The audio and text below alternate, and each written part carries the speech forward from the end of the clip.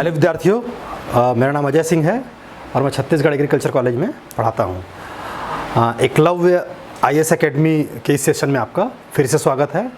और आज हम एक नया टॉपिक ले रहे हैं जिसका टाइटल है खरपतवार एवं उसका प्रबंध या वीड एंड इट्स मैनेजमेंट। पहले तो हम ये समझेंगे कि वीड्स इस पूरे कोर्स में हम किन बिंदुओं पर चर्चा करेंगे और जो आपके एग्ज़ाम में किस किस तरह का आपका सिलेबस है, आपके सिलेबस में क्या क्या कोर्स आपका दिया हुआ है ना। तो पहले तो आपका वीड क्या चीज़ है, उसका डेफिनेशन और उसके थोड़ा सा किस तरह की चीज़ है वो। और दूसरा है आपका क्रॉप वीड कंपटीशन।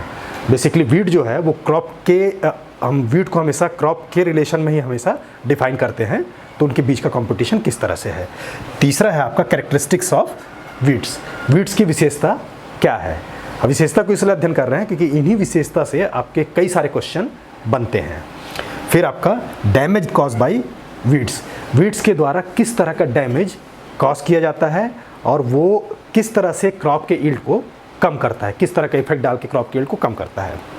फिर आपका वीड डिस्पर्सल एजेंट्स, जो आपके सिलेबस में प्रकीर्णन के माध्यम से दिया है। प्रकीर्णन मतलब कि वीड जो है वो किस तरह से अपने आप को एक जगह से दूसरी जगह पे लेके जाता है, तो इसका भी अपन अध्ययन करेंगे। तो ये है आपका प्रकीर्णन वाला पोर्शन। फिर है आपका क्लासिफिकेशन ऑफ वीड्स। तो क्लासिफिकेशन तो बहुत बड़ा चैप्टर है, लेकिन चूंकि आपके सिलेबस में जो दिया है कि आपका एनुअल हो गया, बाइनअल और पेरिनियल, इस तरह के जो वीड्स हैं उसके बारे में जो क्लासिफिकेशन है तो उसको हमने इसमें कवर किया है। और फिर आपका वीड कंट्रोल मेथड्स, तो किस तरह से वीड्स को कंट्रोल किया जाता है। तो ये देखा जाए तो तीन आपका 3 और 4 7 ऐसे बिंदु हैं जिसके अंतर्गत हम वीड को पढ़ेंगे या खरपतवार का अध्ययन करेंगे। तो पहला टॉपिक अपन लेते हैं आपका वीड का डेफिनेशन। बेसिकली वीड्स क्या है। वीड्स जो होते हैं ये अनवांटेड प्लांट हैं। हम वीड्स का जो डेफिनेशन है उसको हम किस तरह से परिभाषित कर, वीड्स का डेफिनेशन हम कैसे बनाते हैं कि वीड्स बेसिकली क्या होता है। कभी कभी हम आगे इसमें आप सुनोगे कि हम चौलाई को भी वीड्स कह रहे हैं और जो बथुआ होता है उसको भी हम वीड्स कह रहे हैं, जबकि चौलाई और बथुआ उस तरह की क्रॉप है जिसको ह्यूमन कंजम्पशन में यूज़ किया जाता है, उसको खाया जाता है और उसकी कुछ मार्केट वैल्यू भी है ना। तो फिर अपन ये इसको खरपतवार में कैसे ले रहे हैं। तो खरपतवार का मतलब ये होता है कि यदि हम किसी चीज़ की प्रिपरेशन कर रहे हैं, किसी पर्टिकुलर क्रॉप को अपन ग्रो कर रहे हैं, तो उस पर्टिकुलर क्रॉप को हम लगा के सारी कर्षण क्रिया हम जो कर रहे हैं तो उसमें हम सारी मेहनत कर रहे हैं, है ना। उस क्रॉप के अलावा जो भी वेजिटेशन यदि उस फील्ड में अपने आप आता है, मतलब बिना बुलाए मेहमान की तरह आता है, तो उसको हम बेसिकली वीड्स की संज्ञा देते हैं। मतलब वीड्स क्या है, अनवांटेड प्लांट्स हैं। वीड्स आपके अनवांटेड या अनडिज़ायरेबल प्लांट्स हैं जिसको हम वहाँ पे उगाना नहीं चाह रहे हैं, लेकिन वो फिर अपने आप में आ रहे हैं, है ना। और वो क्या कर रहे हैं कि क्रॉप के साथ आपका प्रतियोगिता कर रहे हैं और क्रॉप की यील्ड को जिसको हम उगाना चाह रहे हैं उसको कम कर रहे हैं। अब वीड्स को ही अपने को अध्ययन करने की आवश्यकता क्यों है और क्यों ये इतना इम्पॉर्टेंट टॉपिक है। तो जो क्रॉप का जो प्रोडक्शन है या जो फार्मर को मिलने वाला जो नेट प्रॉफिट है वो बेसिकली ऐसे एजेंट्स के द्वारा कम होता है जो कि क्रॉप के प्रोडक्शन को चाहे आपकी क्वालिटी वाइज चाहे क्वांटिटी वाइज उसको नुकसान पहुंचाते हैं। चाहे क्वांटिटी में कमी करे चाहे क्वालिटी में कमी करे उसको नुकसान पहुंचाते हैं।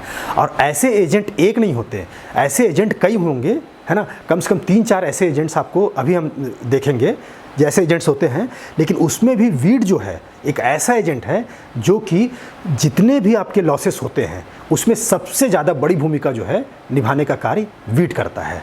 ठीक है, तो जैसे हम यहाँ पे देखेंगे कि आपका ये total annual loss in agriculture produce, साल में जो एग्रीकल्चर जो प्रोड्यूस होता है या कृषि जो उत्पाद होता है उसमें आपका साल भर में जितना भी लॉस होता है उसको यदि अपन 100% माने, उस लॉस को हम 100% माने, है ना।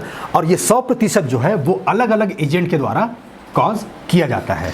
जैसे हो गया आपका, सबसे पहले हमने वीड को ही ले लिया, एक एजेंट हो गया। दूसरा आपका इंसेक्ट हो गया, तीसरा आपका डिजीज़ हो गया, और चौथा आपका अदर्स और फैक्टर हो गया। अदर्स फैक्टर मतलब जैसे आपके जानवर हो गए, या फिर इंसान ही किसी वजह से क्रॉप के क्वांटिटी को आपका ख़राब किया, या और कोई भी चीज़ें जो कि हो सकती हैं, तो वो उसको हमने अदर्स में रखा है। तो इसमें आप देखिए कि सबसे बड़ा जो फैक्टर है वो आपका किसका है, आपका वीट्स का है। मतलब आपका 40% जो 100 में से 45%, या ये कहें हम कि 100 क्विंटल का हमारा अनाज यदि नुकसान में जा रहा है हमारे मेन क्रॉप का, तो उसमें से 45 क्विंटल केवल वीट की वजह से नुकसान में जा रहा है। और दूसरा नंबर जो आता है इसके बाद जो है आपका इंसेक्ट के द्वारा, जो कीट जो लगते हैं उसके द्वारा होता है। और तीसरे नंबर में आता है जो डिजीज़ हो गए। डिजीज़ मतलब जो रोग आपके होते हैं वो सूक्ष्म जीवों के द्वारा, चाहे फंगस के द्वारा हो, चाहे बैक्टीरिया के द्वारा हो, चाहे नेमेटोड्स के द्वारा हो, इस तरह की चीज़ों के द्वारा जो होता है, कॉज होता है, उसकी वजह से 20%, और बाकी फैक्टर की वजह से आपका 5%। तो यहाँ पे देखिए कि आपका 45, 5 आपका 50, और ये दोनों 50। तो इसमें से आपका सबसे बड़ा जो पोर्शन जो लॉस हो रहा है वो किसके द्वारा हो रहा है, आपका वीट के द्वारा हो रहा है। तो इस वजह से इसका अध्ययन हम यहाँ पे करते हैं। तो यहाँ पे ये देखिए कि आपका weeds are unwanted and undesirable plants which interfere with the utilisation of किस किस चीज़ों से, आपका लैंड और वाटर रिसोर्स। वो किस चीज़ में, किस फील्ड में इंटरफेयर करता है, जो आपका लैंड और वाटर जो रिसोर्स होते हैं उनका जो उपयोगिता जो होता है वो उसको करके वो प्लांट को क्या करता है, प्लांट के ग्रोथ को एक तरह से डिस्करेज करता है ना, एंड दस एडवर्सली अफेक्ट ह्यूमन वेलफेयर। इस वजह से वो विपरीत जो है आपका प्रभाव ह्यूमन वेलफेयर पे डालता है ना। They also can be referred, इसको कभी कभी प्लांट्स आउट ऑफ प्लेस भी कहा जाता है। मतलब उस तरह का प्लांट जो कि जिस जगह पे नहीं होना चाहिए उस जगह पे ये पाया जाता है। ये कभी कभी क्वेश्चन आता है कि प्लांट्स आउट ऑफ प्लेस किसे कहा जाता है, तो आपका सही आंसर इसमें खरपतवार होगा। ये इसका डेफिनेशन है और ये उससे संबंधित आपके लॉस हैं सर सेकंड। फिर आपका है crop weed competition. Crop weed competition का मतलब क्या है भाई? क्रॉप वीड जो कंपटीशन है मतलब इनमें इसको हम दो कैटेगरी में अपन पढ़ रहे हैं। दो कैटेगरी में, एक तो क्या होता है डायरेक्ट कंपटीशन, मतलब जो रिसोर्सेस होंगे उनके लिए ये आपको सीधे सीधे समझ में आएगा कि डायरेक्टली क्या कर रहे हैं, compete कर रहे हैं। और दूसरा हो जाएगा आपका इनडायरेक्ट कंपटीशन। इनडायरेक्ट कंपटीशन में ये है कि आपका जो खरपतवार है अपने डिफेंस के लिए कुछ चीज़ें जनरेट करता है, और वो जो चीज़ें हैं वो क्रॉप को इस तरह से नुकसान पहुंचाती है कि उसका जो ग्रोथ है वो आपका अच्छे तरीके से नहीं हो पाता है। तो जैसे अपन पढ़ेंगे, crop weed competition occurs in two broad aspects. पहला हो गया आपका डायरेक्ट कंपटीशन। डायरेक्ट कंपटीशन का मतलब जो लाइट के लिए, या फिर जो स्पेस के लिए, या फिर जो न्यूट्रिएंट्स के लिए, या फिर जो वाटर के लिए, जो मृदा में जो जल होता है उनके मामले में जो इन दोनों के बीच में जो कंपटीशन होता है उसको अपन क्या बोलेंगे, डायरेक्ट कंपटीशन कहेंगे। या ये कहना चाहिए कि जो संसाधन को लेके जो कंपटीशन होता है क्रॉप और फसल और खरपतवार के बीच में, तो उसे हम डायरेक्ट कंपटीशन की संज्ञा देंगे। दूसरा होता है आपका इनडायरेक्ट कंपटीशन। इनडायरेक्ट कंपटीशन का मतलब ये है कि कभी कभी क्या होता है कि प्लांट जो है अपने डिफेंस के लिए या अपने सर्वाइवल के लिए कुछ इस तरह का केमिकल्स वगैरह जो मृदा में छोड़ते हैं जो कि उनको सर्वाइव करने के लिए आवश्यक होता है। तो ये उनका नेचुरल एक तरीका है, लेकिन उस जो केमिकल है उसके इफेक्ट में आके कभी कभी क्या होता है, जो क्रॉप के सीड्स हैं वो क्रॉप के हो सकता है सीड्स आपके जर्मिनेट ना हो, या हो सकता है वो आपका सर्वाइव ना करे, या उसके ग्रोथ में किसी तरह का फ़र्क आ जाए। तो इस तरह से क्या करता है कि वो इनडायरेक्टली जो है खरपतवार उनको अफेक्ट करता है। तो इसको हम क्या कह रहे हैं, indirect competition through the production of allelopathic chemicals. उसी केमिकल्स को जो कि खरपतवार प्रोड्यूस करता है उसको अपन क्या कहते हैं, एलिलोपैथिक केमिकल। या इस इफेक्ट को जो वो प्लांट के ऊपर डाल रहा है, पौधे के ऊपर डाल रहा है, खरपतवार जो इफेक्ट डाल रहा है उसको अपन बोलते हैं एलिलोपैथिक केमिकल्स। यहाँ पे एक चीज़ देखिए कि यहाँ पे आपको दिया है कि what do plants compete for. तो यहाँ पे एक देखिए कि अबो ग्राउंड जो है, ग्राउंड के ऊपर जो है, जैसे मान लो दोनों प्लांट लगे हुए, एक तो आपका खरपतवार हुआ और दूसरा आपका क्रॉप हुआ। है ना। तो अबो ग्राउंड जो है वो लाइट, या कहना चाहिए लाइट और स्पेस के लिए जो है वो कंपटीशन करते हैं, लेकिन जो बिलो ग्राउंड है वो बेसिकली आपका वाटर हो गया और पोषक तत्व, ये दो चीज़ें हैं जिनके लिए वो आपस में compete करते हैं। सर नेक्स्ट वाला। अब तीसरा बिंदु है आपका कि खरपतवार की विशेषता। ये एक ऐसा टॉपिक है जिससे आपके सबसे एग्जामिनेशन में आपके सबसे ज़्यादा क्वेश्चन जो इससे बनेंगे, क्योंकि खरपतवार से ही क्या है, उसकी विशेषता से ही उसकी विशेषता किस तरह से होती है कि वो क्रॉप में इतना एडवर्सली जो है इफेक्ट वो डाल पाता है। इसके अलग अलग पॉइंट से अलग अलग क्वेश्चन बनते हैं। तो पहली तो इसकी विशेषता ये है कि इसके जो सीड्स होते हैं वो सीड्स आपके ना जल्दी जर्मिनेट होते हैं, है ना। और ये क्या है, वो प्लांट से हर चीज़ में, चाहे वो लाइट हो, चाहे मॉइस्चर हो, चाहे न्यूट्रिएंट्स के मामले में जर्मिनेट करता है, मतलब फाइट करता है। अब इसको इस तरह से समझिए कि जब हमको क्रॉप लगाना होता है तो क्रॉप को लगाने के लिए हम इस तरह की स्थितियां तैयार करते हैं जिससे क्रॉप को लगाने में हमको आसानी हो। जैसे हो गया जुताई हो गया, गुड़ाई हो गया, इरिगेशन हो गया, ये सब हम क्रॉप को लगाने के लिए पहले करते हैं। अब जब हम ऐसा करते हैं, हल्का सा भी हमने क्या किया, उसको जुताई करके और क्या किया, इरिगेशन दिया, तो उसके साथ क्या है, वो सारे सीड्स मतलब खरपतवार के सीड्स जो कि पहले से पड़े थे उनमें जर्मिनेशन उस समय नहीं होता, ठीक है। लेकिन जब हम जैसे ही जुताई करते हैं या क्रॉप के लिए अच्छी स्थिति तैयार करते हैं तो उस समय उनका जर्मिनेशन, क्रॉप के सीड के साथ उनका भी जर्मिनेशन स्टार्ट हो जाता है। बस फ़र्क इसमें यह है कि जो हम क्रॉप लगा रहे हैं उनका जर्मिनेशन लेट होगा, जबकि इनका जर्मिनेशन क्या हो जाता है, जल्दी होता है। इनके सीड्स जो हैं, खरपतवार के सीड्स जो हैं, वो क्रॉप की अपेक्षा ज़्यादा तेज़ी से और ज़्यादा स्ट्रांगली जर्मिनेट होते हैं, मतलब वो जल्दी जर्मिनेट होंगे। अब सिंपल सी बात है, यदि वो जल्दी जर्मिनेट हो रहे हैं तो वो उनका एक कैनोपी होगा, वो कैनोपी होगा, वो क्या करेगा, जो हमारा जो प्लांट है जिसको हम उगा रहे हैं उसके ऊपर अपना असर डालेगा, है ना। तो ऐसे केसेस में क्या होता है कि यदि हम उस चीज़ को नहीं हटाएंगे, खरपतवार को नहीं हटाएंगे, तो उस केस में क्या होगा कि हमारा जो प्लांट है वो सही ढंग से आपका अच्छे से सफलतापूर्वक उसको अपन ग्रो नहीं कर सकते। जैसे यहाँ पे आप देखिए कि ये हमने प्लांट लगाया है और ये साइड से इसको हमने ग्रो नहीं किया है, लेकिन ये खरपतवार ऑटोमेटिक क्या हुआ है, ये उग गया है ना। और इसमें इसका जड़ सिस्टम देखिए और हमारे जो प्लांट है उसका जड़ सिस्टम देखिए। तो देखा जाए तो ये जो प्लांट है, ये जो खरपतवार है, इसकी अपेक्षा ज़्यादा हार्डी है और इसमें एक तरह से कहना चाहिए कि इसकी अपेक्षा ज़्यादा सर्वाइव करने की ज़्यादा क्षमता है। यहाँ पे एक चीज़ आप ध्यान से समझिए कि यदि ह्यूमन एलिमेंट जो है इंटरफेयर ना करे, ह्यूमन एलिमेंट यदि इंटरफेयर ना करे, तो खरपतवार इतनी खतरनाक चीज़ है कि खरपतवार और प्लांट का कोई कंपटीशन हो ही नहीं सकता, क्योंकि प्लांट को हर हाल में क्या करेगा, वो सरपास कर देगा, मतलब प्लांट को हर हाल में वो किल कर देगा। वो इतना इफेक्टिव होता है खरपतवार, क्योंकि उसका जड़ सिस्टम, उसके सर्वाइव करने का तरीका, मतलब उसकी सारी चीज़ें, एक जंगलीपन जो रहता है होना चाहिए वो क्या है, उन सारी चीज़ें होती हैं। अब यदि ह्यूमन इसमें इंटरफेयर ना करे, मतलब कहने का मतलब आप क्या कीजिए, केवल गेहूं की क्रॉप लगाइए, है ना, और उसको छोड़ दीजिए, वहाँ पे कोई ह्यूमन इंटरफेयर मत करिए, तो आप इतना मान के चलिए कि वहाँ पे वीट्स जो है उगेंगे, गेहूं कभी भी नहीं उगेगा। तो यहाँ पे एक्चुअल में हम क्या करते हैं कि ह्यूमन जो है वो इंटरफेयर करता है, वो क्रॉप का सपोर्ट करता है, तब जाके हम क्या करते हैं कि खरपतवार से लड़ाई कर सकते हैं। अदरवाइज खरपतवार जो होता है उसमें इतने सारे एडॉप्टेशन होते हैं कि क्रॉप उसका कभी भी कंपटीशन नहीं कर सकता। तो वही ये कह रहा है कि इनका जो जर्मिनेशन है वो आपका पहले होगा, इसमें क्वालिटी पाया जाता है, और साथ में they being Hardy compete with the crop plants and deprive them of light, moisture and nutrients। तो इसमें ध्यान रखना कि आप ये सबसे पहले इनके जो जर्मिनेशन जो है वो आपका पहले होता है, और ये इसकी अपेक्षा क्या होते हैं, प्लांट की अपेक्षा ज़्यादा हार्डी होते हैं नेचर में। फिर आपका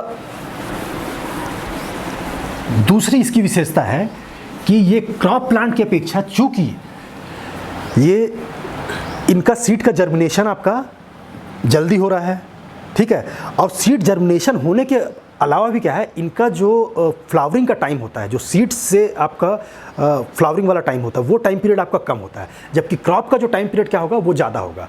जैसे मान लो आपके किसी क्रॉप में आपका आपने सीड लगाया और फ्लावर जो है उनके बीच में आने का उनके बीच का गैप जो है वो 40 दिन का है। मतलब आप आज सीड लगाया और 40 दिन बाद क्या हो रहा है, फ्लावरिंग आ रहा है। तो वीट में क्या मिलेगा, उससे जो एसोसिएटेड वीट है जो उसके फील्ड में मिलता है, उसमें क्या होगा कि 30 दिन में फ्लावरिंग आ जाता है। तो यहाँ पे दोनों तरह से उसको एडवांटेज मिलता है। एक तो क्या है, जर्मिनेशन उसका पहले हुआ और फिर फ्लावरिंग भी पहले हो गया। तो फ्लावरिंग पहले होने से क्या होता है कि फ्लावरिंग यदि पहले होगा तो जल्दी से क्या होगा कि आपकी क्रॉप हार्वेस्ट नहीं हुई है और इसके सीड झड़ जाते हैं। इसके सीड क्या होंगे, झड़ जाएंगे। मतलब जब आपने हार्वेस्ट किया उसके पहले ही इसने क्या किया, सीड को क्या किया, ज़मीन पे डाल दिया। अब ये मतलब इसने अपने आप को अश्योर कर लिया कि नेक्स्ट ईयर ये फिर से आगे आराम से जर्मिनेट हो जाएगा और अपनी प्रोजनी को आगे कंटिन्यू कर सकेगा। तो ये एक तरह से एडवांटेज जो रहता है ये इनको मिलता है। तो इसमें भी ध्यान रखना कि दे फ्लावर अर्लियर। हाँ, और साथ में इनका जो सीड जो होता है वो इतनी ज़्यादा क्वांटिटी में होगा कि जिसको आप इमेजिन नहीं कर सकते। मतलब एक छोटा सा मैं एग्जांपल बता रहा हूँ आपको कि आपका जो वीट का जो क्रॉप है, गेहूं का जो क्रॉप है, वो आपका साल में समझो कि औसत रूप से जो कहना चाहिए 110-120 सीड जो है वो पैदा करता है। 110-120 या 150 मान लीजिए आप, है ना। उससे ज़्यादा गेहूं का क्रॉप, एक क्रॉप जो है वो जर्मिनेट नहीं करता। जबकि वही जो है कुछ प्लांट ऐसे हैं जो कि लाखों में सीड पैदा करते हैं, लाखों में सीड पैदा करते हैं। जैसे चौलाई हो गया। चौलाई जो है समझिए कि आपका 2 से 3 लाख के बीच में एक प्लांट जो है 2 से 3 लाख का सीड जो है प्रोड्यूस करता है, केवल एक प्लांट। तब सोचिए कि इनकी सर्वाइवल कैपेसिटी दूसरों की अपेक्षा कैसी है। तो यहाँ पे they flower earlier, run to seed in profusion and mature ahead of the crop. ये पहले से मेच्योर हो जाते हैं। Therefore difficult to control and it may be even impossible to eradicate some weeds completely. आज हम देख रहे हैं कि कुछ ऐसे क्रॉप मतलब आपके वीड्स हैं जिनको हम कितनी भी कोशिश कर लें, जैसे पार्थेनियम, जो आपने सड़कों के किनारे देखा होगा, इसलिए मैंने यहाँ पे चित्र भी ये फोटो भी दिया है कि ये एक गाजर घास है जो कि विदेश से हमारे यहाँ आया हुआ है, विदेश से हमारे यहाँ आया हुआ है। लेकिन आज ये इतने भयानक तरीके से फैल गया है कि इसको हम यदि आज पूरी हर मेथड से भी कंट्रोल करना चाहें तो भी ये पूरी तरीके से कंट्रोल नहीं हो सकता। Next slide. फिर आपका है दे आर अनयूजफुल, इनका कोई भी खास उपयोग नहीं है। Unwanted and undesirable plants. इसके अलावा they are harmful to crops को तो होते ही हैं, साथ में कैटल्स को भी होते हैं और ह्यूमन बीइंग को भी ये नुकसान करते हैं। कुछ वीड्स ऐसे हैं जिसको यदि कैटल ने खा लिया तो उसमें कुछ केमिकल एल्कोलाइट्स ऐसे होते हैं कि हो सकता है उसकी डेथ भी हो जाए या उसका डाइजेशन आपका ख़राब हो जाए। और they can survive even under adverse condition.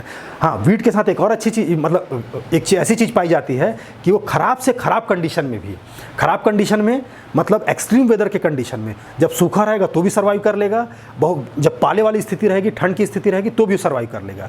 जबकि क्रॉप जो है ऐसे एक्सट्रीम कंडीशंस में सर्वाइव नहीं कर पाते।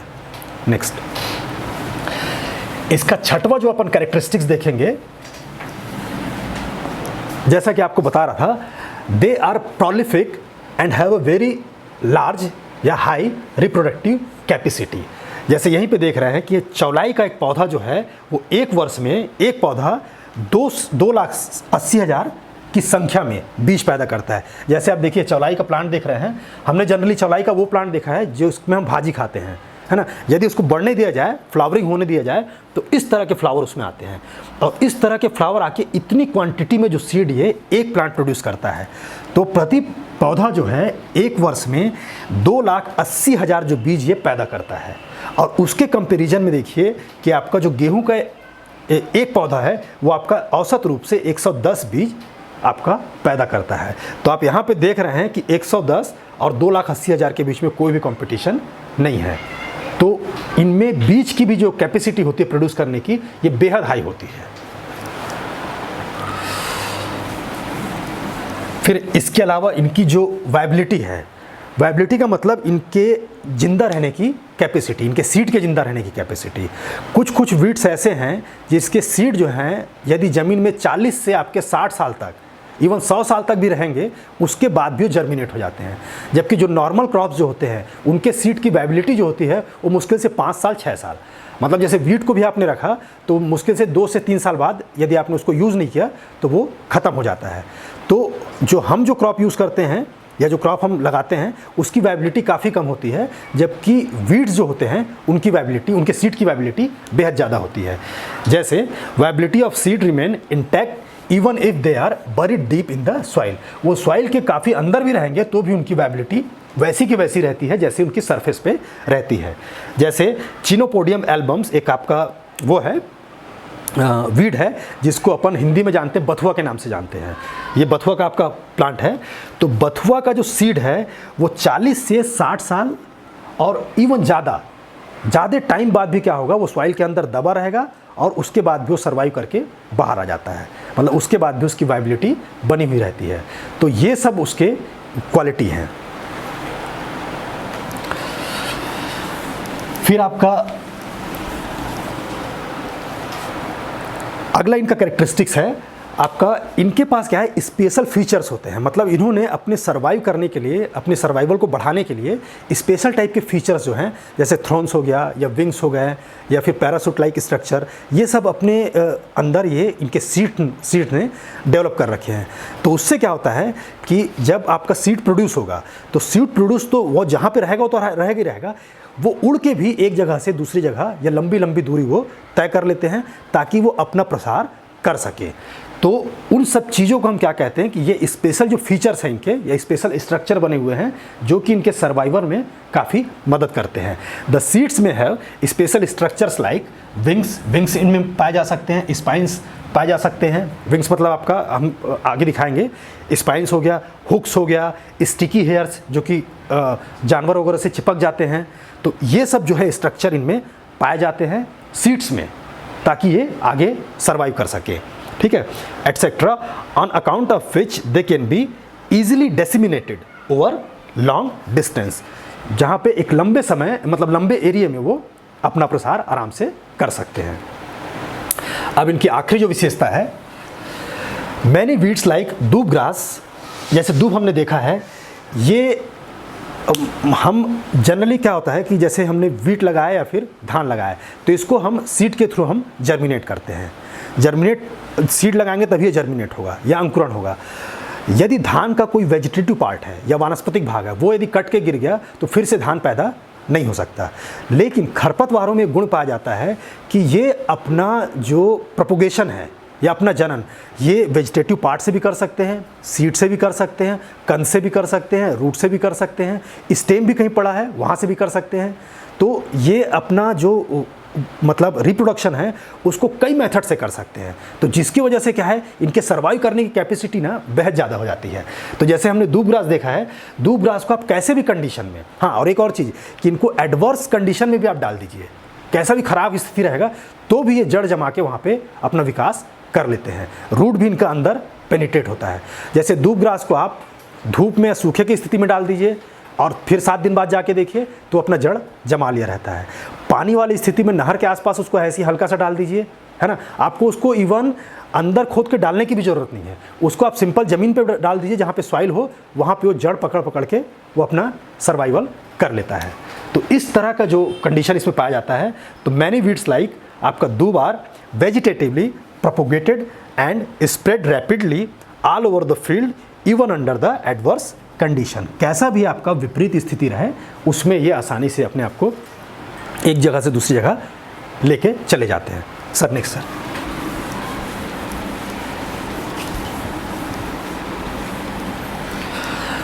अब फिर है, अब हम पढ़ेंगे कि जो वीड्स के द्वारा किस तरह का डैमेज कॉज किया जाता है। तो इसको हमने 10 पॉइंट्स के अंतर्गत हमने इसको समराइज़ किया है कि कैसे कैसे किन किन फील्ड्स में वो क्रॉप को डैमेज करता है, तो वो हम इसके अंतर्गत देखेंगे। तो पहला है रिडक्शन इन क्रॉप यील्ड। इसमें सीधा सीधा आप ये समझिए कि जो आपका क्रॉप का जो टोटल आपका प्रोडक्शन होता है, यदि वीड ना हो तो उस केस में प्रोडक्शन आपका ज़्यादा आएगा, और यदि वीड है तो उस केस में प्रोडक्शन आपका कम आएगा। और ये कम ज़्यादा मतलब थोड़े बहुत की बात नहीं है, ये आपका 20 से 30% तक लॉस देखा गया है। मतलब एक जगह यदि वीड फ्री रखा जाए या वीड ना होता तो 100 आपका क्विंटल आएगा, तो यदि वीड वाले कंडीशन में यदि अपन देखें तो 30% तक लॉस होता है। और कई मामले में तो लॉस और ज़्यादा बढ़ जाता है, यदि इसका मैनेजमेंट ना किया जाए तो उस मामले में वो और ज़्यादा नुकसान पहुंचा सकता है। ठीक है, अब ये किस तरह से प्रोडक्शन को अफेक्ट करते हैं, यहाँ पे हम ये समझने की कोशिश करेंगे। Weeds compete with the crop for water, nutrients and light. जो 3 मेजर फैक्टर हैं इस मामले में क्या करते हैं, वो उससे कम्पीट करते हैं, है ना। और साथ में ये हार्डी होते हैं, विगरस इन ग्रोथ हैबिट। इनका ग्रोथ हैबिट जो होता है वो प्लांट की अपेक्षा ज़्यादा हार्डीनेस से सह सकते हैं और ज़्यादा प्रोफ्यूजली ये वहाँ पे ग्रो कर सकते हैं, ठीक है। और they grow faster than the crop and consume large amount of water and nutrients. चूँकि वो तेज़ी से बढ़ रहे हैं, इसका मतलब है कि वो वाटर और न्यूट्रिएंट्स को ज़्यादा तेज़ी से क्या कर रहे हैं, उसका उपयोग कर रहे हैं, जो कि क्रॉप को मिलना चाहिए, वो किनको मिल रहा है, इनको मिल रहा है, दस causing heavy losses in the yield. इस वजह से इनको ज़्यादा लॉस होता है। भाई सिंपल सी बात है कि यदि धान के क्रॉप में यदि रिकमेंडेड उर्वरक का डोज है मान लो 80 kg है, अब आपने रिकमेंडेड 80 kg डाला है, अब यदि वीड पैदा होता है ना, तो वीड जो है वो काफ़ी अमाउंट में पोषक तत्व तो खुद खींच लेगा। तो जो 80 की जो ज़रूरत है वो उतना जो पोषक तत्व तो क्रॉप को वहाँ पे नहीं मिल पाएगा। तो नेचुरली क्या होगा कि जब पोषक तत्व तो नहीं मिलेगा तो उसका ग्रोथ कम हो जाएगा। तो ये एक डैमेज उसका करने का एक तरीका है। सर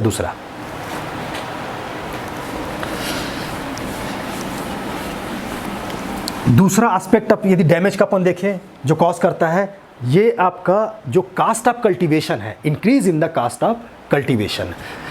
भाई यदि वीड जो है, वीड ऑटोमेटिक या अनवांटेड प्लांट है। अब जब हम क्रॉप को ग्रो करते हैं तो ये अनावश्यक रूप से या बिना बुलाए मेहमान की तरह ये आता है और आके क्या करेगा कि वो संसाधनों के लिए लड़ाई करेगा या प्रोडक्शन को कम करेगा। तो इसको ख़त्म करने के लिए आपको टिलेज ऑपरेशन आपको करना पड़ता है और उस ऑपरेशन में आपको लेबर की ज़रूरत पड़ती है, मशीन की ज़रूरत पड़ती है और संसाधनों की ज़रूरत पड़ती है। तो ऐसे मामले में क्या होता है कि जो क्रॉप की जो लागत है वो आपकी इंक्रीज़ होती है। मतलब एक मोटे तौर पे ये देखा गया है कि आपका जो जितना भी लागत आता है उसका 30% जो है वो टिलेज जो है या भू परिष्करण नाम की क्रिया जो है वो 30% का लागत वो ले लेती है। मतलब भू परिष्करण में 30% का लागत आता है टोटल कास्ट में। अब उसमें भी बड़ा पोर्शन वो केवल खरपतवार को हटाने के लिए जो क्रिया की जाती है उसमें लग जाता है। मतलब एक तरह से देखा जाए तो यदि खरपतवार नहीं होता तो उस केस में जो आपका लागत जो है वो आपका ज़्यादा नहीं आता। जो लागत आपका 100 रुपये आ रहा है वो आपका 70 रुपये आता है। तो इस केस में फार्मर का जो नेट प्रॉफिट है वो आपका इंक्रीज़ कर जाता। तो वीड जो है एक फार्मर के प्रॉफिट में इस तरह से भी डैमेज करता है कि वो आपका क्या करेगा कि लागत को इंक्रीज़ करता जाएगा और जितना ज़्यादा इन्फेस्टेशन होगा वीड का उतना ही ज़्यादा लागत का मान बढ़ता जाएगा। तो tillage operation are done to control weeds and it is generally estimated that on an average ये लगभग 30%, इसको आप ध्यान रखिएगा, इसके ऊपर एक क्वेश्चन बनता है कि 30% ऑफ द टोटल एक्सपेंडिचर, जो टोटल एक्सपेंडिचर का 30% केवल वीड को कंट्रोल करने में फार्मर खर्च कर देता है। For crop production is on tillage operation and more labour is employed for weeding. Weeding ज़्यादातर जो मामले में हम मशीन से तो करते ही हैं, लेकिन कुछ ऐसे केसेस होते हैं जहाँ पे मशीन का अपन उपयोग नहीं कर सकते हैं, तो उसके लिए हमको लेबर का उपयोग करना रहता है। तो उसमें भी आपका ये होता है, मतलब आपका खर्च आता है। तो this results in increasing cost of cultivation and reducing the margin of net profit. फिर तीसरा जो है कि ये क्या करते हैं कि आपका जो क्रॉप जो है उसकी क्वांटिटी तो ख़त्म करते ही हैं, वो उसकी क्वालिटी को भी ख़राब करते हैं, क्वालिटी को भी ख़राब करते हैं और क्वांटिटी में भी आपका नुकसान करते हैं। जैसे फॉर एग्जांपल आप वीट यदि आप बेचने जा रहे हैं या आपने उसको प्रोड्यूस किया और बेचने जा रहे हैं और यदि उसमें उस वीट के सीड में यदि खरपतवार के सीड मिले हैं तो एक तो क्या है उसको आपको अलग करना पड़ेगा, उसमें आपकी लागत बढ़ेगी। और यदि आपने अलग नहीं किया और उसको सीधे जाके मार्केट में बेचा तो उस केस में क्या है आपका जो प्रोड्यूस है वो मार्केट में इन्फीरियर माना जाएगा, उसकी अच्छी मार्केट वैल्यू नहीं होगी। तो इस तरह से क्या है उसको मतलब यदि उस सीड में मिक्सिंग होता है, उसके सीड्स आपके रहते हैं तो आपकी मार्केट वैल्यू कम कर देता है, मतलब उसकी एक तरह से क्वालिटी जो है ख़राब कर देता है। इसको आप इस तरह से समझिए कि जैसे हम पालक वगैरह लेने जाते हैं पालक हो गया, चौलाई, कोई भाजी लेने जाते हैं और उस भाजी में किसी और चीज़ की मिक्सिंग होती है, कोई दूसरे प्रकार का आपका पत्ता होगा या दूसरे प्रकार की भाजी उसमें मिली होगी, तो हम क्या है उस चीज़ को नहीं खरीदते हैं। तो उसकी क्या है मार्केट वैल्यू जो है, उन भाजी की जो मार्केट वैल्यू वो आपकी कम हो जाती है और उनका सही रेट नहीं मिलता। तो द क्वालिटी ऑफ, तो इसको अपन ये कहेंगे कि क्वांटिटी तो आपको वो करता ही है, उसकी क्वालिटी भी जो है फील्ड प्रोड्यूस की, उसको भी क्या है रिड्यूस कर देता है। तो when the crop is harvested from a weedy field, यदि ऐसे फील्ड में जहाँ पे वीड्स आपके हैं, the seeds of weeds get mix with main crop which results in lowering the quality of the produce. Example, seeds of weeds in wheat. मान लो गेहूं के क्रॉप में यदि वीट का आपका सीड है या ग्राम के क्रॉप में वीट का आपका सीड है, तो उस केस में क्या है उसकी क्वालिटी आपकी खराब हो जाती है। Similarly bundles of many leafy vegetables like methi, हाँ जैसे आपका मेथी हुआ, पालक हुआ, इन सब में यदि ग्रीन प्लांट का कोई भी वीड आपका है, मान लो आप मेथी में या पालक में ही आपका बथुआ मिक्स है, तो उसको आप खरीदना पसंद नहीं करते हैं। उस केस में उसकी वैल्यू जो है वो आपकी कम हो जाती है। So plant of the weed they fetch lower prices in the market. तो इस तरह से क्या करते हैं ये, इसके क्वालिटी को ख़राब करते हैं या क्वालिटी को कम करते हैं। अब ये क्वालिटी है आपका फील्ड प्रोड्यूस का। इसके अलावा जहाँ पे भी जाते हैं उस चीज़ की क्वालिटी को ख़राब करते हैं। नेक्स्ट, जैसे अपन देखेंगे, जैसे लाइव स्टॉक जो प्रोडक्ट्स हैं, लाइव स्टॉक प्रोडक्ट्स मतलब जैसे दूध हो गया, तो दूध में क्या है कि इस तरह के जो वीड्स होंगे, हम जब आपका चारा वाली जब फसल उगाते हैं और वहाँ पे यदि वीड्स पाया गया और उसको हमने नहीं हटाया, तो पशु क्या करते हैं, उसको आइडेंटिफाई नहीं कर पाते और चारा के साथ क्या है उसको भी खा जाते हैं। जैसे ये चीज़ आपका ज़्यादा दिखाई देता है, आपका हलहल नाम का एक ऐसा वीड है जो गाय और भैंस क्या करती हैं, उसको आराम से खा लेती हैं, है ना। लेकिन खाने से क्या होता है, उनको वैसे कोई समस्या नहीं होती है, लेकिन जो वो दूध देती है ना, उसका जो स्मेल जो होगा वो एकदम पिक्यूलियर होगा, वो एक अजीब सा स्मेल होगा, जिससे क्या होगा कि उसकी जो क्वालिटी है वो आपकी ख़राब हो जाती है। मतलब उस दिन का जो दूध होगा उसको ग्राहक खरीदना पसंद नहीं करता। तो इस तरह से दूध की क्वालिटी को भी क्या है ये ख़राब करते हैं। इसी टाइप से गोखरू एक वीड है। गोखरू वीड क्या करता है कि जो आपका सिप होता है, जो भेड़ है, भेड़ के उसमें जो आपके वुल्स होंगे उसमें अटैच हो जाता है ना। और जब अपन हार्वेस्टिंग करते हैं तो उसके साथ हार्वेस्टिंग के साथ क्या है वो आपका उसमें चला जाएगा, वुल में चला जाएगा। और वहाँ पे जो है उस टाइप का वुल जो है जिसमें खरपतवार मिक्स है, उस तरह की जो मतलब कहना चाहिए कि प्रोडक्ट है, उसका जो प्राइस है वो कम मिलता है। प्राइस इसलिए कम मिलता है कि उसकी वो क्वालिटी नहीं होती जो कि बिना खरपतवार वाले पौधे की, मतलब बिना खरपतवार वाले प्रोडक्ट की होती है। इसी टाइप से कुछ वीड्स ऐसे होते हैं जैसे धतूरा वगैरह उस तरह के वीड्स हैं जिसको यदि कैटल ने खा लिया तो वो क्या है उसकी डेथ तक हो सकती है। जैसे धतूरा प्लांट आपने देखा होगा जिसका आपका गोल्ड फ्रूट होता है और उसमें स्पाइक्स निकले होते हैं, जो शिव जी के उसमें हम पूजा में इसका इस्तेमाल करते हैं। यदि किसी वजह से या उसको जानवर ने यदि खा लिया, कोई कंफ्यूज होकर या किसी क्रॉप को खाते समय, है ना, बीच में धतूरा का बीज उसने खा लिया, धतूरा का लीफ खा लिया, तो इतना पॉइजनस होता है कि वो पहले तो उसका हाजमा ख़राब करेगा, और यदि उसको सही टाइम पे आपका मेडिकल ट्रीटमेंट नहीं मिला तो उस केस में उसकी डेथ तक हो सकती है। तो यहाँ पे देखिए कि जहाँ पे जा रहे हैं, है ना, फील्ड टॉप ही नहीं, जिस जगह पे जा रहे हैं, है ना, वहाँ पे भी क्या कर रहे हैं, ये उसके प्रोडक्शन की या प्रोड्यूस की जो क्वालिटी है उसको ये डिग्रेड कर दे रहे हैं। तो इसको आप ध्यान रखिएगा क्योंकि इसके क्वेश्चन जो हैं वो आपके आते हैं। फिर आपका पांचवा, इसके अलावा एक और चीज़ है कि चूंकि ये फील्ड में आपका साथ में लगते हैं, क्रॉप के साथ में लगते हैं, तो ऐसे केसेस में क्या होता है कि ये पेस्ट, डिजीज़ या फिर इंसेक्ट, उन सब को क्या करते हैं, वो आपका एक तरह से होस्ट का काम करते हैं। मतलब यहाँ पे इंसेक्ट हो गया, पेस्ट हो गया, डिजीज़ हो गया। पेस्ट का मतलब ये है कि वो सारी चीज़ें फील्ड में, वो सारी चीज़ें जो क्रॉप को नुकसान पहुँचाने वाली हैं, उनको हम पेस्ट का दर्जा देते हैं। चाहे वो इंसेक्ट हो, चाहे आपका डिजीज़ हो, चाहे वो खरपतवार हो, कोई भी चीज़ हो उसको अपन पेस्ट कहते हैं। तो जितने भी आपके खरपतवार हैं, है ना, उन प्लांट पे क्या होता है कि इंसेक्ट अपने अंडे देंगे, है ना, डिजीज़ होने के चांस रहेंगे, और वहाँ से क्या है मेन क्रॉप पे भी वो फैलता है। तो इस तरह से वो एक तरह का प्लेटफॉर्म देते हैं जिसमें ये सारी चीज़ें जो कि क्रॉप को ख़राब करती हैं वो सर्वाइव कर सकें। तो इस वजह से भी ये खरपतवार एक तरह से डैमेज करती हैं।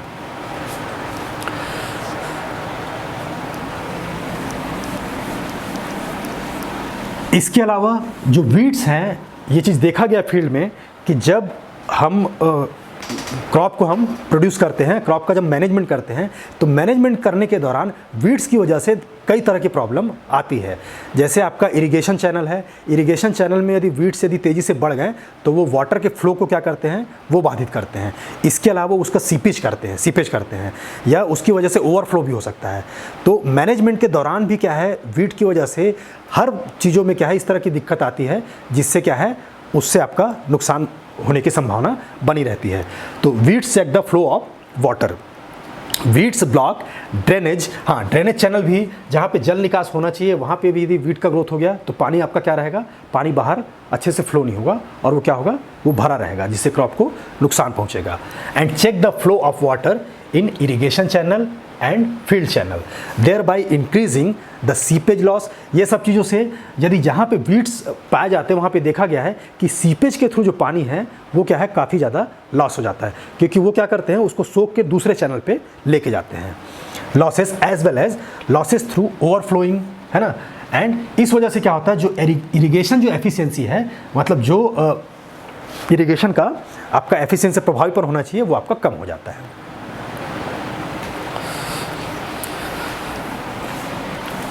फिर आपका वीड सीक्रेट या सीक्रेशन आर हार्मफुल। वीड्स जिस टाइप का केमिकल आपका निकालते हैं वो क्या होता है कि क्रॉप के प्रोडक्शन में या उसके पूरे लाइफ साइकिल में एक तरह का हार्मफुल इफेक्ट डालते हैं। जैसे खासकर मोथा में देखा गया है, मोथा जिस टाइप का केमिकल प्रोड्यूस करता है, यदि मोथा ने केमिकल प्रोड्यूस किया है वहाँ पे, तो उस एरिया में आसपास सीड के जर्मिनेशन में काफ़ी दिक्कत होती है, या कभी कभी कुछ मामले में तो सीड का जर्मिनेशन पूरी तरह से होता ही नहीं है। तो weed secretions are harmful. Heavy growth of certain weeds like quack grass या फिर मोथा, ये तेज़ी से फैलने वाला ग्रास है ना, या मोथा। Lower the germination and reduce the growth of many crop plants. This is said to be due to the presence of certain phytotoxin, ऐसे टॉक्सिन जो कि प्लांट्स को क्या करते हैं, नुकसान पहुंचाते हैं, वो ये मोथा जो है वो प्रोड्यूस करता है, जिसकी वजह से क्रॉप को नुकसान होता है।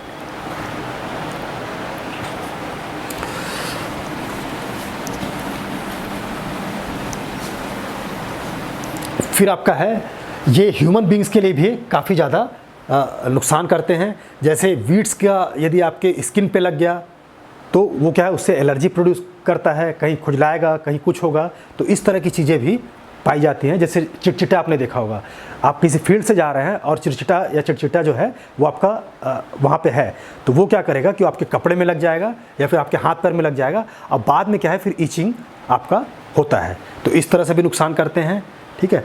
फिर इसके अलावा जहाँ पे वीड्स हैं, तो वीड्स में क्या होता है कि अलग अलग टाइप के स्ट्रक्चर पाए जाते हैं। वो अपने सर्वाइव करने के लिए ना कई तरह का स्ट्रक्चर वो क्रिएट करके रखते हैं।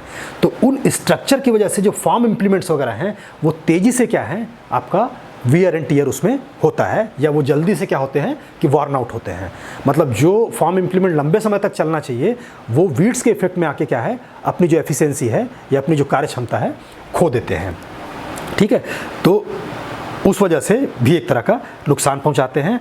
और जो लास्ट है आपका, weeds reduced the value of the land. जिस फील्ड में, जिस आपके एग्रीकल्चर फील्ड में जहां वीड का लगातार इन्फेस्टेशन है ना, तो उस एरिया का जो लैंड है उसका आपका एग्रीकल्चर जो प्राइस है, उस लैंड का जो प्राइस है वो आपका क्या होता है, वो आपका रिड्यूस हो जाता है।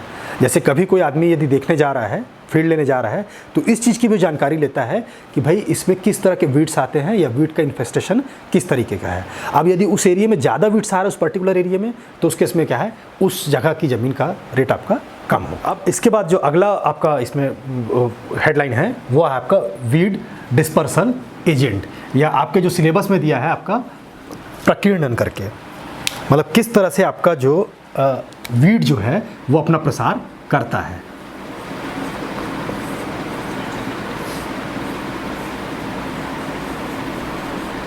किस तरह से वीड जो है अपना प्रसार जो है वो करता है, और किस तरह के उसमें एडॉप्टेशन या वो किस तरह से उसमें मॉडिफिकेशन पाया जाता है जिसके थ्रू एक जगह से दूसरी जगह वो आसानी से फैल जाता है। तो सबसे जो स्ट्रॉन्ग जो इसमें मॉडिफिकेशन पाया जाता है वीड्स में, वो सीड्स में इनके पाया जाएगा। क्योंकि सीड्स क्या है, सीड्स ही एक ऐसी एंटाइटी है जो कि क्या है, एक जगह से दूसरी जगह जाकर आसानी से क्या है सर्वाइव कर लेगी और वहाँ पे अपनी प्रोजनी वो प्रोड्यूस कर पाएगी। तो खरपतवार को एक जगह से दूसरे जगह में जो फैलाने का जो काम जितना इफेक्टिवली सीड करती है उतना कोई और दूसरा पार्ट इसमें नहीं करता। तो इसीलिए सीड में क्या है, इस तरह का मॉडिफिकेशन पाया जाता है जो कि आसानी से विंड के थ्रू भी वो एक जगह से दूसरी जगह चली जाएगी, या फिर आपका वाटर के थ्रू भी चली जाएगी। कोई भी चीज़ है उसके थ्रू आसानी से वो चली जाएगी। इवन कई चीज़ों में एनिमल्स हो गए, ह्यूमन जो है उसको पता नहीं चलता कि वो उसके सीड को हार्वेस्ट कर रहा है ना, और वो क्या है एक जगह से दूसरी जगह उसको फैला रहा है। जैसे कुछ के आपके खरपतवार के सीड्स और क्रॉप के सीड्स दोनों एक ही जैसे दिखाई देते हैं और दोनों एक ही फील्ड में आते हैं। तो जब ह्यूमन या उसको लेबर जब है हार्वेस्ट करता है तो उन दोनों में वो आइडेंटिफिकेशन नहीं कर पाता कि भाई ये वीट का सीड है और ये क्रॉप का सीड है, और वो दोनों को हार्वेस्ट करके एक जगह से दूसरी जगह फैलाने का काम करता है। तो पहला जो है आपका विंड जो है एक ऐसा एजेंट है जो कि इनको फैलाने का काम करता है। Many seeds are well adopted to wind travel. उसमें क्या क्या पाया जाएगा कि कॉटनी कवरिंग या पैरासूट लाइक आपका, यह इसमें हमको आपको बताएंगे कि इस तरह का जो स्ट्रक्चर जो है, जैसे कॉटनी आपकी कॉटन की तरह उसमें कवरिंग पाया जाएगा या पैरासूट लाइक उसमें स्ट्रक्चर पाया जाएगा ताकि वो आसानी से उड़ सके, है ना। Allow seeds to float with the wind, वो सीड को अलाउ करता है ताकि आसानी से वो विंड के साथ वो उड़ता हुआ चला जाए। जैसे example of wind dispersed seed include, milk weed का जो सीड होता है जो हम आगे दिखाएंगे उसमें मॉडिफिकेशन पाए जाएंगे, कॉमन डेंडेलियन में पाया जाएगा, कनाडा थिसल में पाया जाएगा। ये सारी चीज़ों में क्या है इस तरह के मॉडिफिकेशन पाए जाते हैं, और ये सीड जो है या इसके फ्रूट जो है वो आसानी से क्या होंगे, डेसिमिनेट होंगे विंड के थ्रू, और वो आगे जाके वो अफ्लोट करते रहेंगे, जैसे अभी हम दिखा रहे हैं। नेक्स्ट, जैसे यहाँ पे देखिए कि पैपस एक तरह का क्या है मॉडिफिकेशन है जो कि आपका एक तरह का पैरासूट लाइक इसमें स्ट्रक्चर है। जिस तरह से देखिए कि पैरासूट आपका जिस तरह का होता है उस तरह से क्या है इसमें एक आपको इस तरह का स्ट्रक्चर दिखाई दे रहा है। ये इसके माध्यम से क्या करता है कि एक जगह से दूसरी जगह आसानी से क्या है फ्लोट करते हुए आगे बढ़ता है। अब यहाँ पे बेसिकली सीड का केवल ये छोटा सा पार्ट है, लेकिन ये स्ट्रक्चर उसने इस तरह से इसलिए बनाया है ताकि विंड के थ्रू क्या करे वो एक जगह से दूसरी जगह आराम से पहुँच सके। तो इस स्ट्रक्चर को अपन क्या कहते हैं, पैपस कहते हैं। ये आपके एग्जाम में पूछता है कि पैपस क्या चीज़ है। तो पैपस जो है वो आपका खरपतवार के द्वारा एक तरह का मॉडिफिकेशन है। तो parachute like a modification of persistent आपका कैलिक्स इनटू हेयर्स, जो कैलिक्स जो है इस तरह का आपका हेयर्स में आपका डेवलप हो गया है, और ये आपका एस्टेरेसी जो फैमिली होती है उसके वीड्स में आपको दिखाई देगा, जैसे ट्राइडेक्स वगैरह में ये सब दिखाई देता है। तो दूसरा मॉडिफिकेशन आपका कोमोज में पाया जाता है। कोमोज में आप देखिए कि किस तरह का ये एक्चुअल में सीड है, लेकिन उसके चारों तरफ उसने अपना जो वॉल्यूम है वॉल्यूम को उसने ज़्यादा कर लिया है। वॉल्यूम ज़्यादा करने से क्या होगा कि एयर में क्या है वो आसानी से उड़ने वाला कार्य कर सकता है। हमको भी जब उड़ना होता है तो हम एयर में क्या करते हैं, अपने विंग्स को फैलाते हैं ताकि ज़्यादा से ज़्यादा एरिया हम एयर को कवर कर सके। तो उसी टाइप का स्ट्रक्चर ये अपने अंदर बना के चलते हैं या फिर उसका विकास करके चलते हैं। तो इसको बोलते हैं आपका कोमोज स्ट्रक्चर। तो ये भी आपका इंपॉर्टेंट चीज़ है कि कोमोज क्या है, एक तरह का वीट के द्वारा क्रिएट किया गया मॉडिफिकेशन है जिसमें आपका पूरी तरह से हेयर नहीं रहता, या कभी कभी पूरी तरह से दिखाई देगा चारों तरफ, या कभी कभी आपको आधा या आपका 75% दिखाई देगा, लेकिन वो कवर होता है, जो कि आपको कैलोट्रॉपिक्स के स्पीसीज़ में आपको दिखाई देगा। तीसरा जो मॉडिफिकेशन है कि फीदरी लाइक स्ट्रक्चर या परसिस्टेंट स्टाइल जो है इसमें पाया जाता है। जैसे देखिए कि ये सीड वाला स्ट्रक्चर है और यहाँ पे किस तरह का इसने मॉडिफिकेशन आगे क्रिएट किया है, और साथ में इस मॉडिफिकेशन के साथ में इसमें सेकेंडरी और ग्रोथ हुआ है, फीदर लाइक स्ट्रक्चर इसमें प्रोड्यूस हुआ है जो कि हवा को कवर करके एक जगह से दूसरे जगह आसानी से क्या है उड़कर जा सकता है। तो ये आपका एनीमोन स्पीसीज़ में इस तरह की चीज़ें पाई जाती हैं। अब यहाँ पे एक बलून स्ट्रक्चर है। बलून स्ट्रक्चर आप देख रहे हैं कि वीट का जो सीड है वो सीड आपका अंदर है, लेकिन उसके चारों तरफ इसने इस तरह का स्ट्रक्चर क्रिएट कर लिया है कि जब आएगा तो हवा में ये एक जगह से दूसरी जगह आसानी से जा पाए, और साथ में एक जगह से दूसरी जगह जब आसानी से वो जा सके, साथ में उनको किसी तरह का डैमेज ना हो। तो उसके लिए उसने क्या किया, चारों तरफ से बलून का स्ट्रक्चर बना लिया है। अब ये एक जगह से दूसरी जगह जाके उड़ते हैं, और जैसे ही क्या है इनको नमी मिलेगा तो ये वाला स्ट्रक्चर जो है इनका ख़त्म हो जाएगा। नमी जैसे मिलेगा तो ये स्ट्रक्चर ऑटोमेटिक क्या हो जाएगा, डिज़ोल्व हो जाएगा, और उसके बाद इसके अंदर का जो सीड है वो पानी सोख के फिर जर्मिनेट करना स्टार्ट कर देगा। तो ये बलून भी एक तरह का, ये आपका पेपरी जो कैलिक्स जो है पेपरी फॉर्म में या पेपर के फॉर्म में देखिए ये एक तरह का डेवलप हो गया है। Papery calyx that encloses the fruit loosely along with the entrapped air. ये आपका फाइसेलिस में इस तरह का, या फाइसेलिस के जितने भी आपके स्पीसीज़ हैं उसमें इस तरह की स्ट्रक्चर आपका बलून स्ट्रक्चर पाया जाता है। ये इसमें पूछा जाता है कि फाइसेलिस में किस तरह का मॉडिफिकेशन पाया जाता है, तो उसमें आपका बलून जो मॉडिफिकेशन, बलून स्ट्रक्चर जो है या कैलिक्स जो है वो बलून में आपका मॉडिफाई हो जाता है। फिर उसके बाद है आपका विंग्स आपका यहाँ पे देखिए कि सीड्स ने अपने अंदर क्या किया है, एक तरह का विंग जो है आपका प्रोड्यूस कर ले। जैसे चिड़ियों में आपको एक विंग्स दिखाई देगा, तो वैसे ही क्या है इसने अपने दोनों तरफ एक तरह का विंग प्रोड्यूस कर लिया है। अब जब आएगा तब क्या है, ये विंग्स उड़ते उड़ते एक जगह से दूसरी जगह आसानी से जाएंगे। अब यहाँ पे बेहद इंटरेस्टिंग चीज़ है कि एनिमल्स में हम इस तरह की चीज़ें देखते हैं कि वो इस तरह की चीज़ें प्रोड्यूस, जीव जंतु में चीज़ इस तरह का प्रोड्यूस वो कर सकता है। प्लांट में इस तरह का हम स्ट्रक्चर कभी नहीं देखते, लेकिन यहाँ पे इसने क्या किया है कि ये बीज ने अपने आप को एक जगह से दूसरे जगह ले जाने के लिए जो नेचर के इस तरह के स्ट्रक्चर का इसने इस्तेमाल किया है। तो ये भी स्ट्रक्चर आपका विंग्स जो है ये भी इसके मॉडिफिकेशन के अंतर्गत पाया जाता है। तो one or more appendages that acts like a wing, उसके विंग के रूप में कार्य करता है। या एसर के स्पीसीज़ में, एसर स्पीसीज़ के जो आपके वीड्स होते हैं उसमें पाया जाएगा।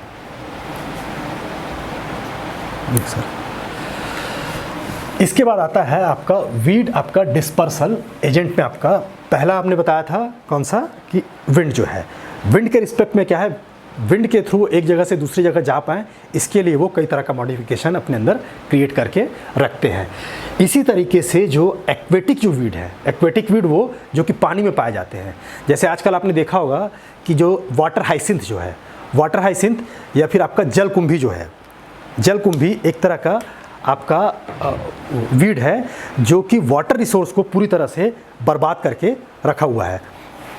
जलकुंभी क्या करता है कि आपका जहाँ पे जलकुंभी हो गया वहाँ पे वो वाटर के अंदर का जो ऑक्सीजन है उसे वो यूज़ करता है, जिससे वहाँ पे जो मछली का जो प्रोडक्शन है वो आपका प्रभावित होता है।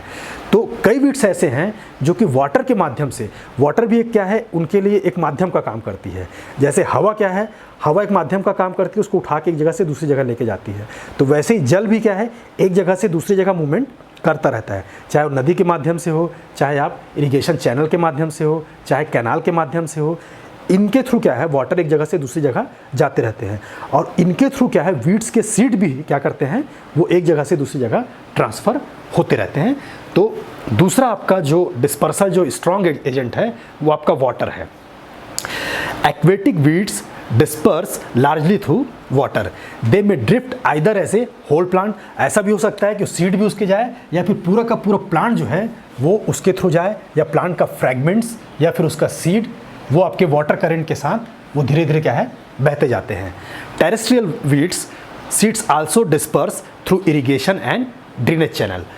जो आपके ये तो वाटर अपन वीड की बात किए हैं, ऐसे वीड जो कि फील्ड में पाए जाते हैं वो भी क्या है एक जगह से दूसरी जगह, जो आपका इरिगेशन चैनल हो गया या आपका ड्रेनेज चैनल हो गया, उसके थ्रू एक जगह से दूसरी जगह वो ट्रांसफ़र होते रहते हैं और अपने फॉर्म में ही क्या है एक जगह से दूसरी जगह वो फैलते रहते हैं। Weed seed often moves with surface water run off into irrigation water and ponds where it is carried to other fields. Weed growing in ditch banks also irrigation canal and ponds are the major source of weed seed contamination of irrigation water। आपने एक चीज़ देखा होगा कि जो नहर होते हैं या जहाँ पे कच्चा पक्का नहर होता है उसके आसपास वहाँ पे कुछ वेजिटेशन जो है आपने देखा होगा, तो वो वेजिटेशन किसी मनुष्य के द्वारा लगाया हुआ नहीं होता। वो वेजिटेशन क्या है, वो अपने आप जो पैदा हुए वेजिटेशन होते हैं जिसको हम वीट का नाम देते हैं। अब ये वीट क्या है, जब नहर में पानी आता है तो उसके इफेक्ट में आके उसके साथ मूवमेंट करके एक जगह से दूसरी जगह वो बहते रहते हैं और अपना प्रसार करते रहते हैं। हाँ, यहाँ पे एक और इंटरेस्टिंग चीज़ है कि ये वीट सीड जो होते हैं ये पानी के अंदर रह के भी क्या है, अपनी वायबिलिटी खोते नहीं हैं। जैसे एक लंबे समय तक आपने गेहूं के सीड को पानी के अंदर रख दिया है ना, मतलब आपने कुछ टाइम तक रखा तब तक तो ठीक है, लेकिन एक लंबे समय तक रख दिया तो वो अपनी वायबिलिटी खो देता है और फिर आप इसको जर्मिनेट करोगे तो वो जर्मिनेट नहीं होगा। लेकिन वीट सीड ऐसे होते हैं जो 40-50 दिन भी पानी के अंदर रहेंगे, पड़े रहेंगे और उसके बाद भी बाहर आके वो आसानी से ग्रो कर जाते हैं। तो ये इसमें एक बहुत ही स्ट्रॉन्ग जो एक तरह का वो पाया जाता है।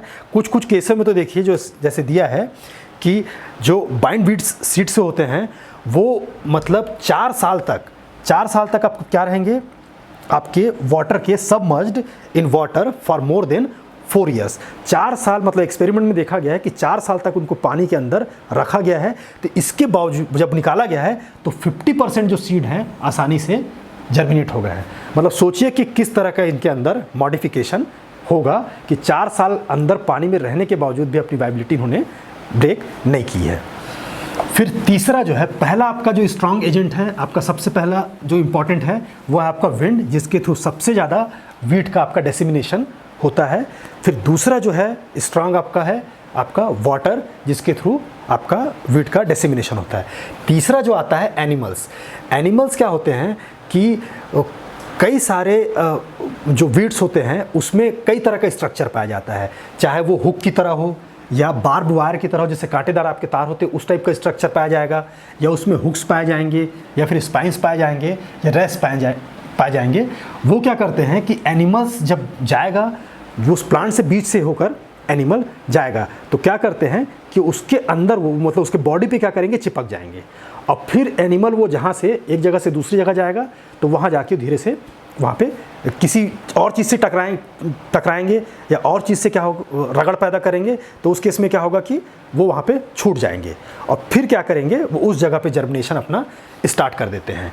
तो बार्ब, हुक्स, स्पाइंस, रेस्ट ये भी अपन आगे देखेंगे, that cling to the fur of the animal. जो एनिमल्स का जो वो हल्का हल्का बाल होता है उसमें जाके क्या करते हैं, वो चिपक जाते हैं। इस तरह का मॉडिफिकेशन वो क्रिएट करते हैं।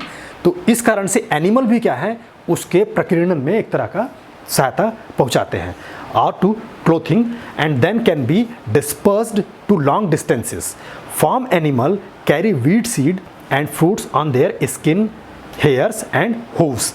This is aided by special appendages. हाँ, ये क्या होता है, एनिमल उसको एक जगह से दूसरी जगह कैरी करके रख सके, इसके लिए सबसे बड़ी चीज़ ये है या सबसे इंपॉर्टेंट चीज़ ये है कि उसके अंदर कोई अपेंडेजेस होना चाहिए, मतलब एक स्पेशल स्ट्रक्चर होना चाहिए जिससे क्या है वो उसमें चिपक सके।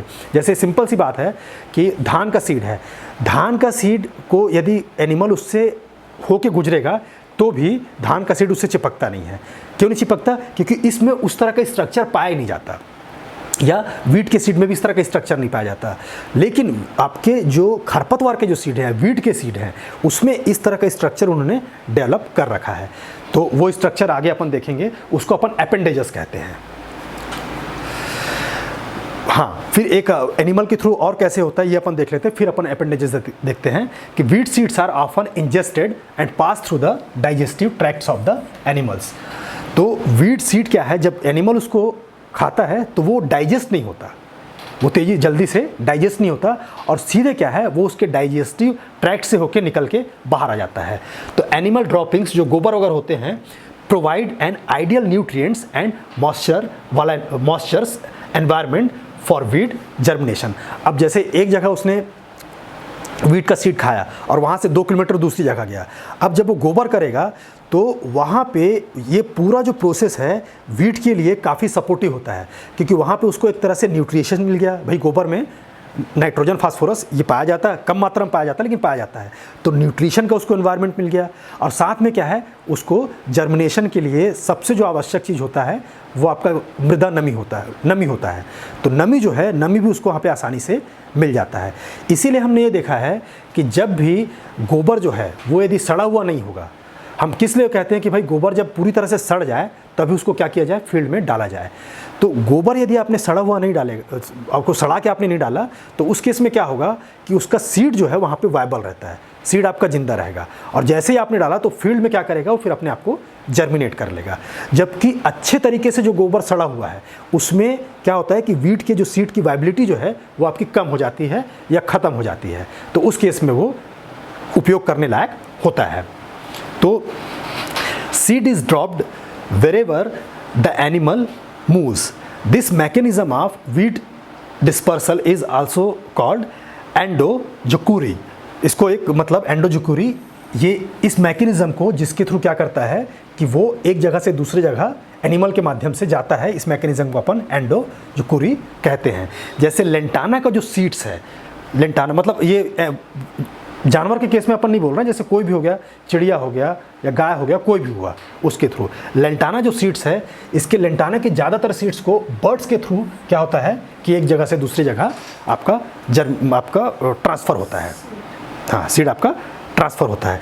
इसके अलावा क्या है, जो फार्म एनिमल्स है वो भी करते हैं उसके थ्रू। इसके अलावा which forms parts of FIM, जो फार्म यार्ड मैन्योर्स होता है या गोबर का जो खाद होता है, उसके थ्रू भी ये एक जगह से दूसरी जगह जाते हैं। फिर besides addition of mature weed to compost pit as farm waste also acts as source. हाँ, जो कंपोस्ट जो होता है यदि वो प्रॉपर तरीके से नहीं है तो वो भी वीट के लिए एक तरह से सोर्स का कार्य करता है। अब अपन इसमें अपेंडेजेस देखेंगे कि किस तरह का अपेंडेजेस पाया जाता है। यहाँ पे आप देखिए कि ये आपका एक स्पेशल अपेंडेजेस जिसको अपन हुक बोलते हैं, ये ज़ैंथियम में आपका स्टेनोमेरियम में पाया जाता है।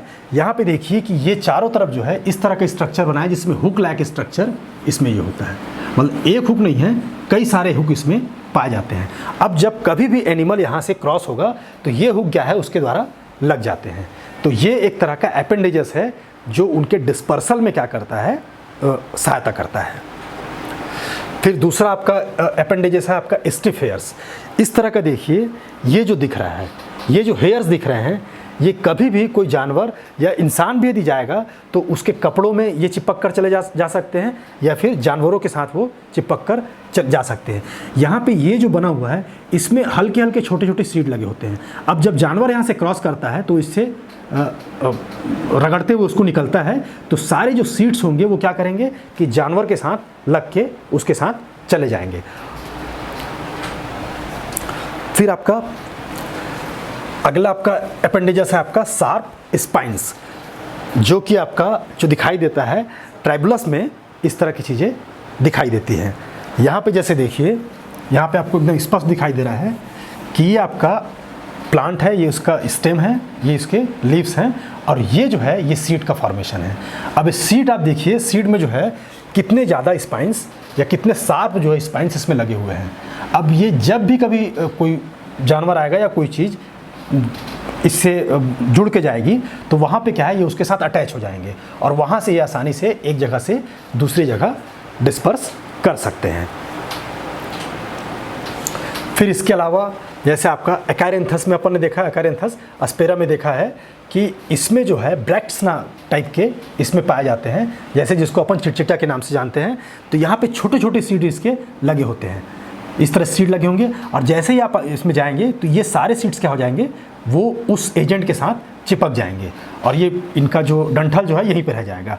अब इस तरह से ये सीड एक जगह से दूसरी जगह आसानी से डिस्पर्स कर सकते हैं।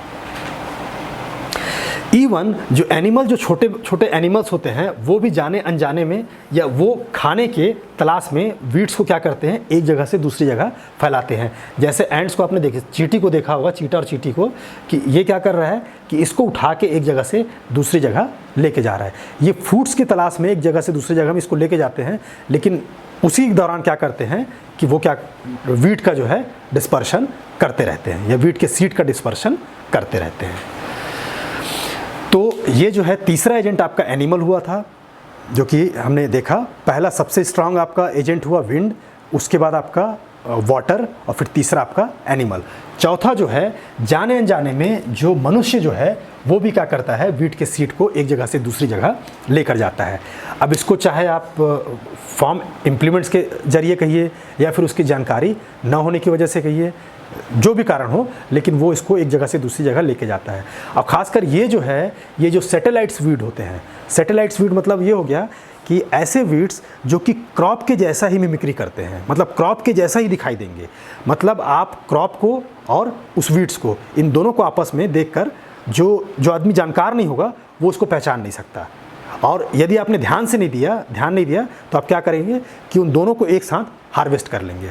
और मतलब आपका वीट का फ्लावर हो गया और दूसरे आपका खरपतवार है उसका फ्लावर हो गया, दोनों को आपने एक साथ क्या किया, हार्वेस्ट कर लिया। अब हार्वेस्ट करने के बाद क्या कर रहे हो, उसको आप एक जगह से दूसरी जगह लेके जा रहे हो। तो यहाँ पे क्या हो रहा है कि ह्यूमन खुद उसकी क्या कर रहा है, जाने अनजाने में एक तरह से मिक्सिंग कर रहा है। तो इसको अभी आगे बताएंगे अपन। Man disperses numerous weed seed and fruits with raw agricultural produce. Weeds mature at the same time and height along with the crop. Weeds क्या होता है, उनके मैच्योर होने का टाइम भी क्या होता है, कई मामलों में सेम टाइम होगा, और उनकी हाइट भी कुछ मामले में अपन देखेंगे कि सेम क्रॉप जैसी होती है। तो due to their similar size and shape as that of the crop seed, man unknowingly harvest the weeds also and adds in dispersal of weed seed. Such weeds are called satellite weeds. तो इसमें एक आपका ये पूछता है कि satellite weeds किसको कहते हैं। तो सैटेलाइट वीड्स वो वीड्स है जिसको ह्यूमन जो है वो अपनी जानकारी के अभाव में उसको क्या करता है, एक जगह से दूसरी जगह आपका डिस्पर्स करता है, और जो दिखने में क्या होते हैं, एक ही जैसे होते हैं, क्रॉप के जैसे ही होते हैं। जैसे एक एविना फेचुआ नाम का आपका वीड है जो कि बिल्कुल एग्जैक्टली सेम लगेगा आपको ओट जैसा, मतलब उसके फ्लावरिंग ग्रोथ हैबिट वैसे ही है, आपका प्लांट भी वैसे ही पाया जाएगा, आपकी पत्तियाँ वैसी पाई जाएंगी, उसके फ्रूट्स भी वैसे ही पाए जाएंगे। इवन जो लास्ट टाइम जो उनका ग्रोइंग जो पीरियड होता है या मैच्योर होने का टाइम होता है वो भी सेम होता है। तो लोग यहाँ पे जब उसको हार्वेस्ट करते हैं तो पहचान ही नहीं पाते हैं कि आपका ओट कौन सा है और आपका एविना फेचुआ कौन सा है, और दोनों की हार्वेस्टिंग वो एक साथ कर देते हैं। सेम आपका गेहूं के केस में फैलरिस माइनर नाम का एक वीड होता है जिसको गेहूंसा कहते हैं या फिर गुल्ली डंडा कहते हैं। ये बिल्कुल आपका गेहूं की तरह दिखाई देगा, अभी चित्र में आपको दिखाएंगे, ये बिल्कुल गेहूं की तरह दिखाई देगा, और उसको और इसमें एक नॉर्मल जो उस फील्ड से ना जुड़ा हो वो उसको आइडेंटिफाई नहीं कर सकता। वैसे ही धान में जो सावा नाम का जो आपका वीड है वो धान की पूरी तरह से मिमिक्री करता है। तो ये सब जो वीड्स होते हैं उनको हम सैटेलाइट वीड्स कहते हैं। जैसे ये देखिए कि dispersal of weed by mistake, आपका एविना फेचुआ जो है एग्जैक्टली लुक्स लाइक आपका ओट क्रॉप। आपको यहाँ पे मैं ये कर रहा हूँ, दो आपको मैंने फिगर दिखाया। अब इसमें आपको ये कहूँ कि भाई इसमें आइडेंटिफाई करिए कि आपका ओट कौन सा है और आपका ओट कौन सा है और एविना फेचुआ कौन सा है, इसको आप अंदाज नहीं लगा सकते। जबकि यहाँ पे जैसे मेरी जानकारी में जो है वो ये है, ये आपका एविना फेचुआ है और ये आपका ओट है। अब इनके जो मतलब जो फ्रूट है, फ्रूट का जो स्टाइल देखिए और जो इसके साथ लगने का इनका तरीका देखिए, दोनों ही लगभग सेम है। तो इसमें अंतर करना बड़ा मुश्किल है। तो यहाँ पे मनुष्य भी क्या करता है, एक तरह से उसको डिस्पर्स करने के एजेंट के रूप में कार्य करता है। फिर है आपका फैलरिस माइनर, ये एग्जैक्टली आपका वीट क्रॉप की तरह दिखाई देता है। यहाँ पे देखिए कि वीट का जैसा आपका इन्फ्लोरेसेंस होता है वो सेम इन्फ्लोरेसेंस आपका इसका होता है, इसीलिए इसको अपन गेहूं का मामा भी कहते हैं, क्योंकि ये उसके जैसा बिल्कुल दिखाई देता है और उसके परिवार का ये सदस्य है। ये भी ग्रेमनी फैमिली का ही है, लेकिन इसमें ये किसी भी तरीके से ह्यूमन के कंजम्पशन में यूज़ नहीं किया जाता। ये पूर्ण रूप से क्या है, खरपतवार है। तो ह्यूमन भी क्या है, कन्फ्यूज़ होके इसका एक जगह से दूसरी जगह डिस्पर्शन करता रहता है। अब फिर है आपका डिस्पर्सल बाय मशीनरी। जब हम टिलेज ऑपरेशन करते हैं तो टिलेज ऑपरेशन के दौरान हम कई तरह का मशीन हम उपयोग करते हैं। अब जब वो मशीन यूज़ करते हैं तो उस दौरान क्या होता है कि कुछ वो खरपतवार है उनके प्लांट्स जो पार्ट हैं वो कट के उसके साथ लग जाते हैं। मतलब यहाँ सीड की बात नहीं कर रहा हूँ, जो उसकी वानस्पतिक जो भाग है वो कट के उसके साथ लग जाता है। और जब हम इम्प्लीमेंट को एक जगह से दूसरी जगह लेके जाते हैं तो उस केस में क्या है, वो जो वीड है उसका वानस्पतिक भाग दूसरी जगह जाता है और दूसरी जगह जाके फिर वो जर्मिनेट हो जाता है। जैसे एक बहुत कॉमन एग्जांपल है, जैसे हम ट्रैक्टर को जब चलाते हैं फील्ड में, तो ट्रैक्टर के जो चक्के में वो उसका रफ सरफेस होता है, तो उसमें कई तरह के वीड मिट्टी में आके उसमें लग जाते हैं और फिर वो जाके वो मिट्टी को ट्रैक्टर क्या करता है, दूसरी जगह छोड़ देता है। अब ये मालूम नहीं चलता, लेकिन बाद में आप वहाँ पे जाके देखिए तो धीरे धीरे क्या है, वो वीड जो आया है वो उस जगह पे अपना प्रभाव जमाना चालू कर देता है और अपनी वृद्धि करना चालू कर देता है। तो weed seeds often are dispersed by tillage and harvesting implement. इनके थ्रू भी क्या करता है कि वो एक जगह से दूसरी जगह जाता है। Seeds move from field to field on the soil that sticks to आपका tractor tyres and vegetative structure often travel on tillage and cultivation equipment and later dropping them in other field to start new infestation.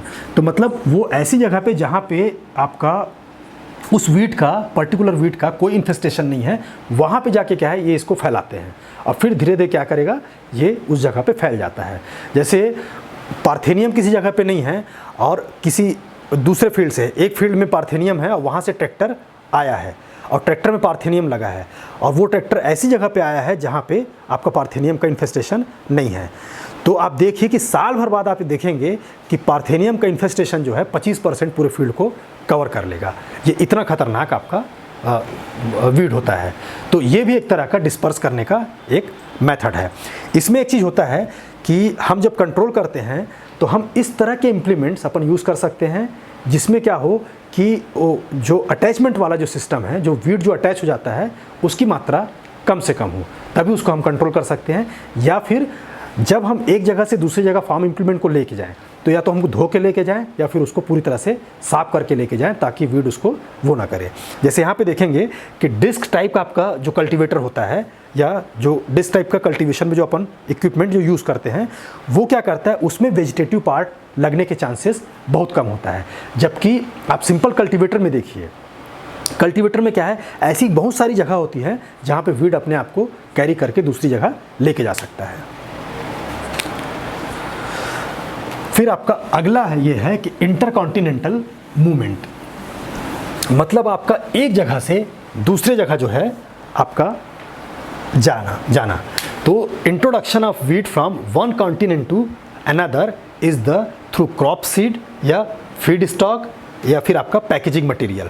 किसी के through भी ये हम एक जगह से, एक महाद्वीप से हम दूसरे महाद्वीप में इसको हम इस तरह से फैलाते हैं।